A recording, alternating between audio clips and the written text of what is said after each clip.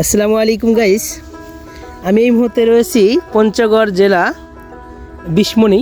এই যে বিশমণির যে ব্রিজটা, এই যে এখানে আগে এখানে অনেক বড় পুরা ছিল, তো এতদিন ধরে ভিডিও করতে আসছিলাম, পারি নাই। তো আজকে আমি আসছি আলু খেতে, আমার মামা আলু লাগাচ্ছে। তো দেখুন, একটা আলু আমাদের দিকে এইভাবে আমরা কাটি না, আমরা আলুটা দুই ভাগ করি।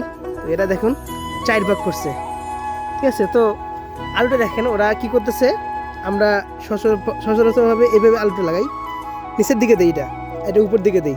ওরা কি করতেছে, এটা নিচের দিকে দিচ্ছে।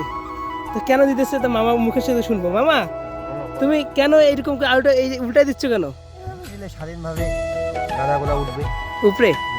ওকে, তো এটা কি ফলন বেশি হবে না কম হবে? এইভাবে দিলে আর কি ফলনটা একটু বেশি হয়। তাই? আচ্ছা, তো আনুমানিক এই তোমার এখানে যে 1 বিঘা ক্ষেতের মধ্যে কতটুকু আলু হতে পারে? 100 মণ হবে? এটা পুরা ক্ষেত না? ও, তো এই যে এর পাশেই চা বাগান রয়েছে, এই যে দেখেন, ওই যে চা বাগান। তো দর্শকের জন্য কিছু বলবা? দর্শকের জন্য বলবো, ওরাও যেন এই হচ্ছে আলু লাগায়, ভালো ফলন পাওয়ার জন্য। আচ্ছা আচ্ছা, তো ওকে গাইস, সবাই ভালো থাকবেন।